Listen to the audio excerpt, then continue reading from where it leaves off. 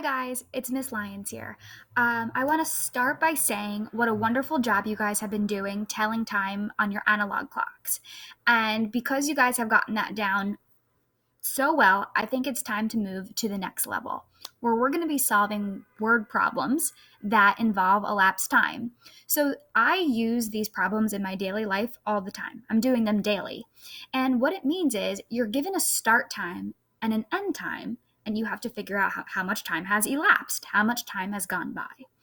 So one important thing that I want you guys to remember is that there are 60 minutes in 1 hour. I'm sure you guys already know that, but 60 minutes are in 1 hour, and that's important to know. Also, half of an hour is 30 minutes. That equals 1/2 of an hour. Before we begin, I would like you to be doing these strategies along with me. I would like you to get a pencil, a paper, and your Judy Moody clock so that when I teach you these two new helpful strategies, you can do them with me. Feel free to pause the video if I'm moving too fast and so that you can go on your own pace. So pause me now if you don't have the materials that you need, but I'm going to keep going. So the first problem is this. Jess began her poster project at 1:30 p.m. She finished her project at 4:27 p.m. How long did she work on her project? So let's use our Judy Moody clock to do the first problem. So right here, I have noted that the start time is 1:30 p.m. and the end time is 4:27 p.m. So on my clock, what I'm going to do is I'm going to make my clock read the start time, 1:30 p.m. So the minute would be on 30, but it would be 1:30 p.m. So I'm going to go another hour. Here we go. So now my clock is at exactly 1:30 p.m. when Jess begins her poster project. And what I'm going to do is I'm going to move my minute and hour hands until I get to 4:27 p.m. But I'm going to make sure I track how much time has passed on a piece of paper so that I don't forget.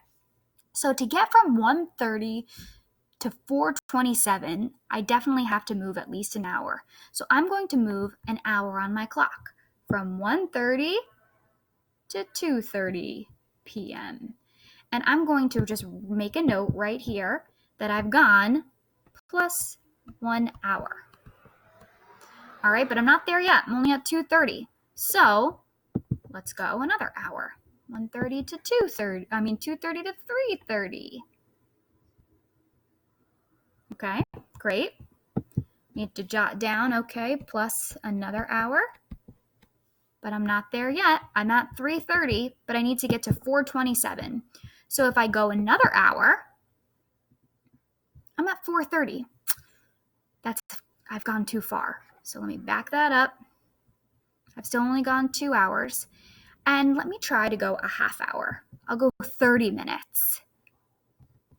25, 30. And now my clock reads 4 o'clock. So I'm getting close. Plus 30 minutes. So if I'm at 4 o'clock and I need to get to 4:27 p.m., well, let me just do it. I need to get to 4:27. I've gone 27 additional minutes. And now I've started at my start time, I'm at my end time, and let's see how much time passed. 1 hour, 2 hours, 2 hours, 30 minutes. 30 plus 27 is 57. So 2 hours and 57 minutes is my answer.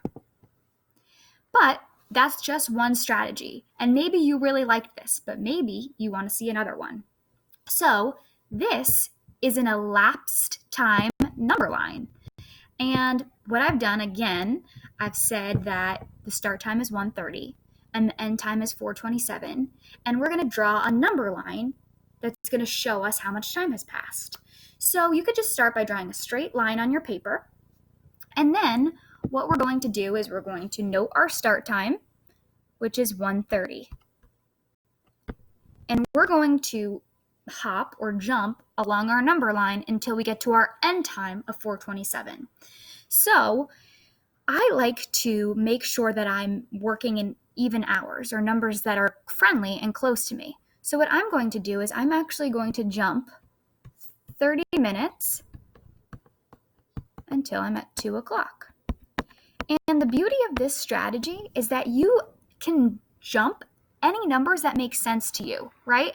Other people, if you put 3 people and they did the strategy, they all might do it a different way, but get the same answer. So now I'm at 2 o'clock, but I need to get to 4:27. So I'm just going to jump 2 hours from 2 o'clock to 4 o'clock. But I need to make note that it was 2 hours because I need to keep track of my thinking.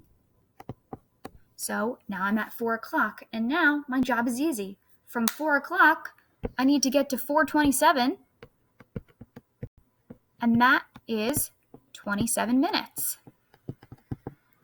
And now I can add up how much time has gone by looking at my jumps.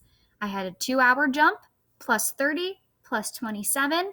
So I know that my final answer, I'm just going to choose a new color, is 2 hours and 57 minutes. So going forward, when you solve these word problems, you can choose which strategy works best for you.